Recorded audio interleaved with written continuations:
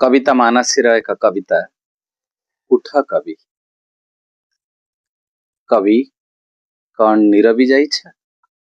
सुप्त किया द्रुप्त तुम मसीर कालीटा भय कर नाही कवि बाब दुख हुआ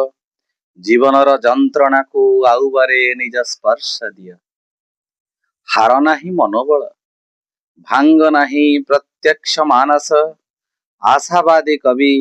गढ़ी चाल सृष्टि शताब्दीर नवीन प्रभाते करुथा अमृतर वृष्टि तुमे एका तुमर भरसा तुमे एका तुमर भरसा बाकी सबू गोलकर फंदी तुमे एका तुमर भरसा बाकी सबू गोलकर फंदी समयर आह्वान को रूप दिय रंग दिय प्राण दिय से शरीर मध्य भरी दिय जीवन स्पंदन भरी दिय जीवन स्पंदन हेउ ताहा भविष्य बंदन उठ कवि जाग्रत हुआ उठ कवि जाग्रत हुआ